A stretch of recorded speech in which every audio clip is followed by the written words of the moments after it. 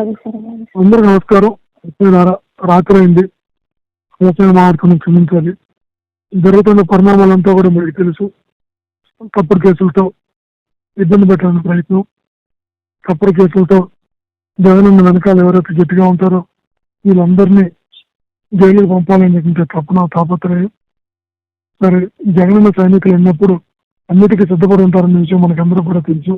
మీరు, నేను, మనం అంతా జగనన్న పోరాట స్ఫూర్తితో పెరిగిన వాళ్ళం, జగనన్న పోరాట స్ఫూర్తితో ఎదిగిన వాళ్ళం.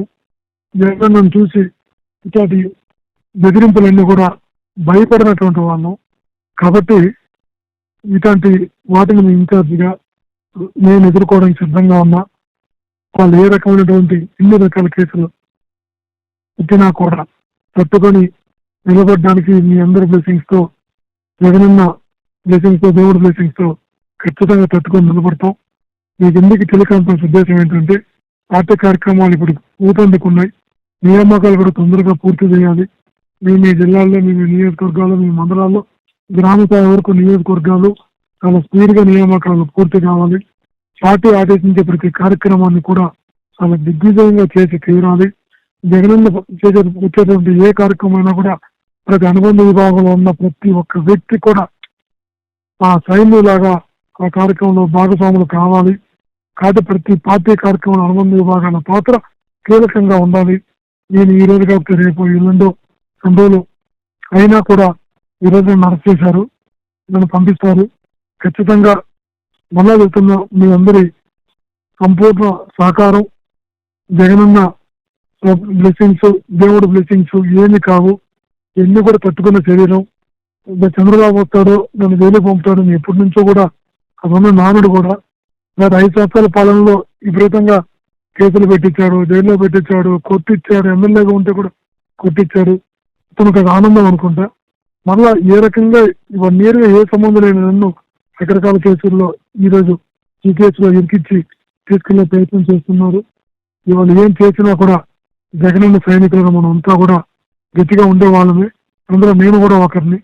కాబట్టి మీరందరూ కూడా పార్టీ ఆదేశించే ప్రతి కార్యక్రమంలో గట్టిగా భాగస్వాములు కావాలి. నాయకుడు వచ్చే ఏ కార్యక్రమాన్ని మరింత దిగ్విజయం చేయాలి. ఏదైతే కమిటీలు ఉన్నాయో ఈ కమిటీలన్నీ కూడా సకాలంలో పూర్తి చేయాలి.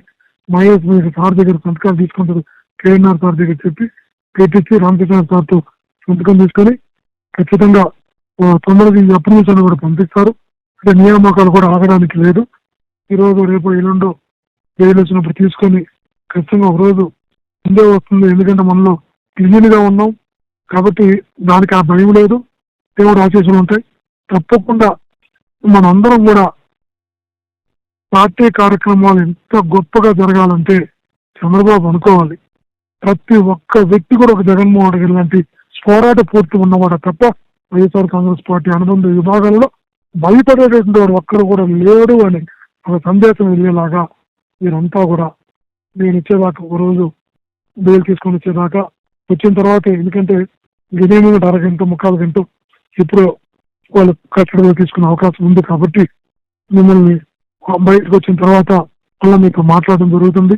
అటు ఆత్మీయులైనా, నా కుటుంబ సభ్యులైనా, జగనన్నకి సైనికులైనా మీరందరూ, మనం అందరం కూడా ఈ పార్టీ కార్యక్రమాలను మరింత గట్టిగా చేయాలని, నియామకాలు మరింత తొందరగా పూర్తి చేయాలని, నాయకుడు పాల్గొనే కార్యక్రమాలు కానీ, పార్టీ నిర్ణయించిన ఆ యాజిటేషన్స్ కానీ అనుబంధ విభాగాలు కీలక పాత్ర పోషించాలని, ఈ ఒక్కరు కూడా వెనకడుగు వెయ్యరు అని మీ అందరూ కూడా విశ్వసిస్తూ